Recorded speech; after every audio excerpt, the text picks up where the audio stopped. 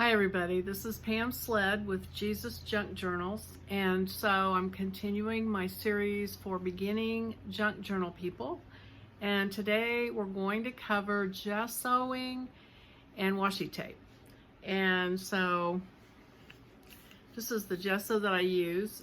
I get it at Walmart, and it's Simply is the brand by Daler and Rowney, and it's a thinner one. It's not real opaque, but it's real smooth. It's not gritty like some of them are. It's water-based, so you can wash up real easy, which is important to me. And I guess that's all you need to know. Gesso, by the way, when I first was familiar with gesso, it was for if you are like a fine art painting, you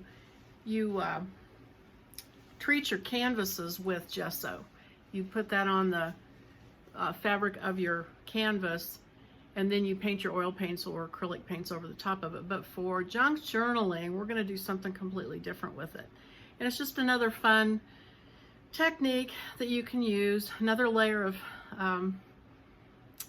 texture and interest that you can add to it. So we'll show you what I do with that.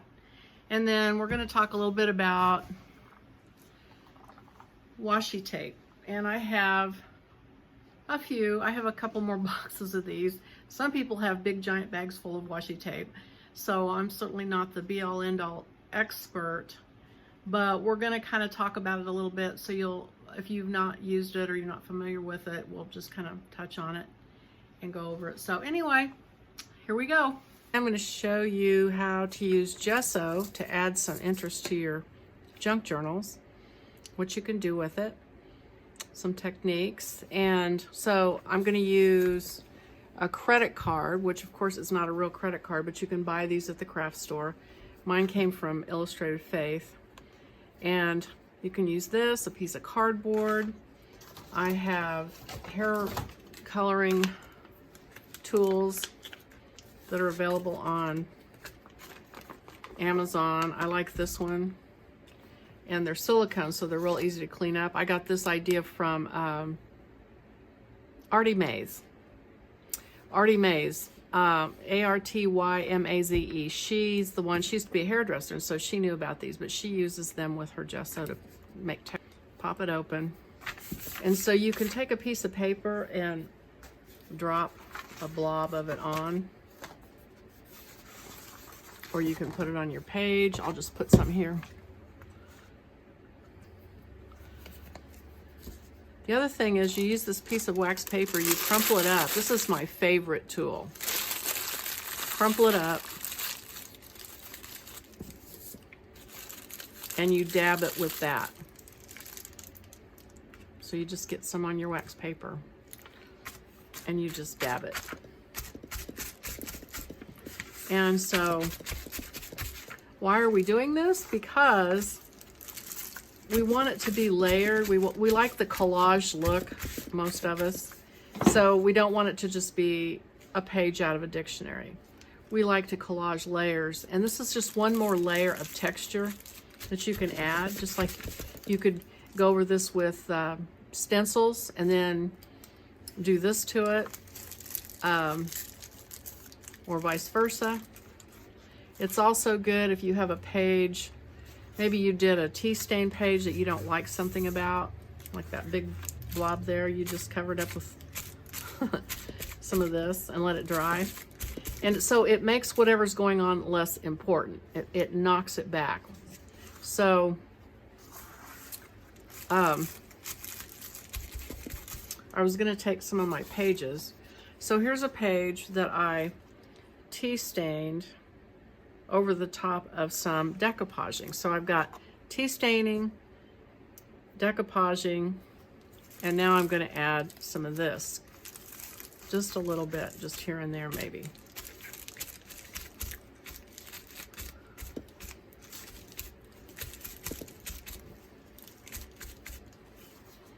Goes really fast. It's another one of those mindless things that I just love. Here's just a page of tea, which I could stencil on, but I'm going to do a little bit of this on it. You know, you don't want all your pages to be the same.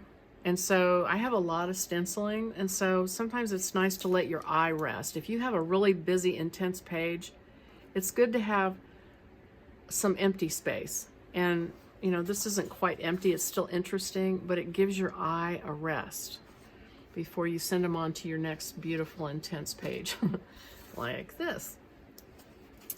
And I'm not going to do this one because I love eco dyeing, and that's what this is. So I'm going to leave this page alone. But here's a page from the journal we're working on right at the moment, which is the Heaven one. I don't want to obscure any of the writing, but maybe I might just put a couple little light touches here at the edges, just for some interest, so it's not so manufactured. Here's a page with 2 hymns, and so that's the nice thing too about the wax paper, is it's a little more organic looking, and it doesn't obscure such a large area. If I take the credit card, here's another credit card. If I take the credit card and I drag it, if I drag it, it can be too much in one place, which it's handy if you're trying to cover something up that you don't like. So this, let's see, here's one that's, I love it. I love this pattern. So, but I'm just gonna put a few touches just so there's that hand of the artist feel to it. So you know somebody touched this page. There's a texture, there's a tactile quality to it. When you touch this page, you know, there's some different textures going on.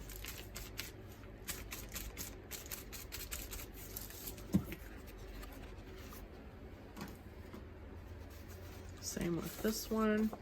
You know, this is just printed out of a computer. It's collaged digitally, but it needs some hand of the artist touches to it. You know, so gotta be careful. You don't want to obscure the beautiful picture probably, but maybe just here and there a little bit.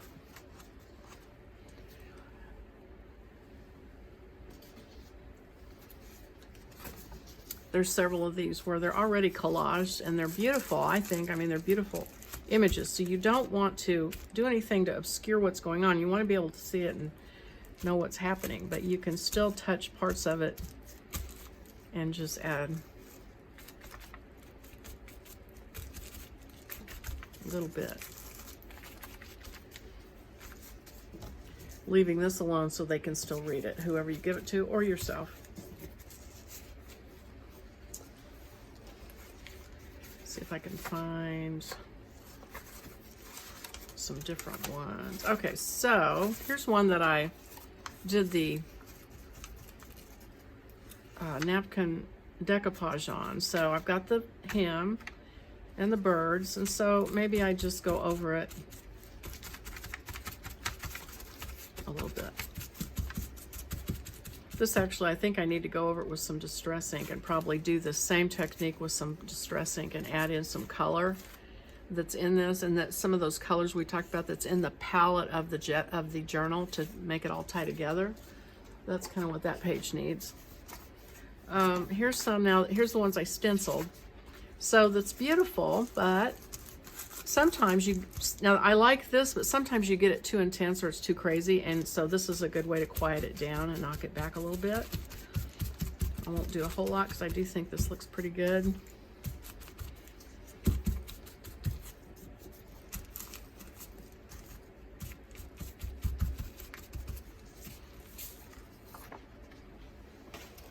So, and this, now see, I like this pattern, but I feel like it's a little redundant, like it's just the same thing over and over. So I think it's nice, and it's just me, you get to do what you want, but I just think it's good to add a little bit of something else going on. Makes it a little more interesting, like what is this?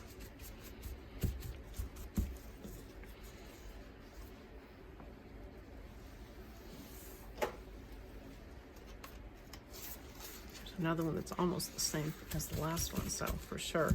So on this one, like maybe I want to take this brush I was talking about and do that to it,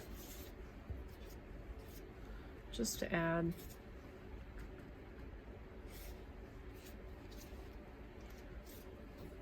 a little something different.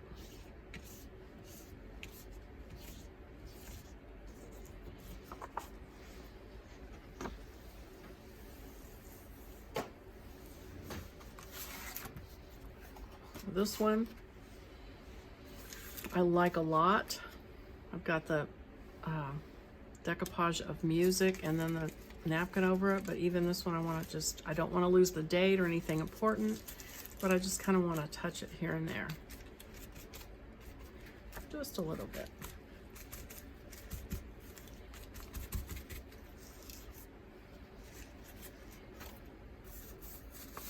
Let's see what we've got going on. This one, it's pretty, but it's pretty loud, so you might want to quiet it down a little bit just by tapping a little bit of this on it.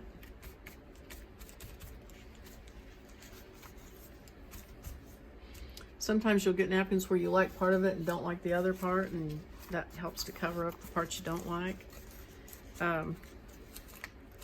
Here's one where, like, let's say you've done a Bible verse or you've done this page out of a dictionary and maybe you see a word that you don't that you don't like. It's really crazy, some of the crazy words they put in there. And so that's a good way to, like, okie doke, we don't need that word on there. So I like these flowers, so I'm not going to go over the top of them, but I am going to add just a little bit of texture.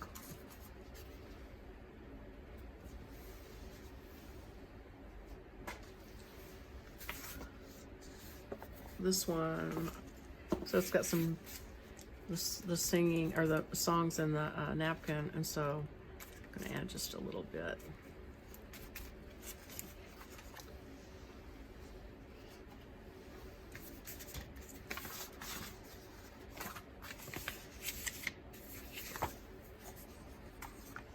Same with this one. And this one, what I did is I had a sheet of music, and instead of cutting it off and letting it fit the page exactly, I left this to fold up for a pocket, and then I decoupaged this over here on this, and this is going to be the pocket for the page. And I'm thinking about then folding this back, and no, I'm not either, because I don't want to cover that up. So this is going to get cut off. Okay, so that's what I'm going to do there. So back to this.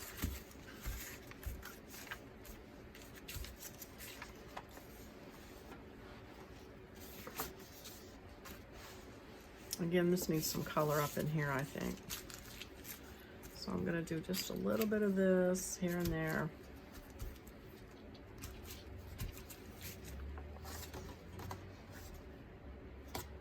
And so that is that. I might go over this page with this texture again.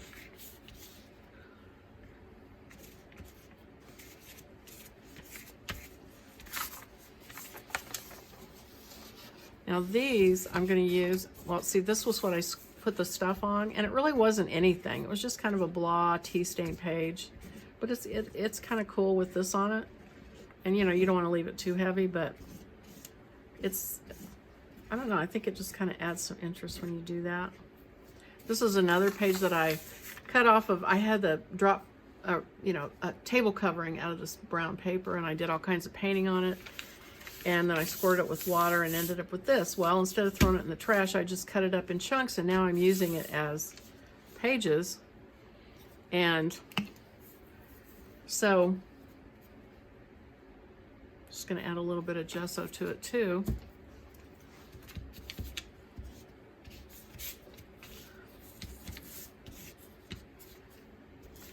And just add a little bit more to it.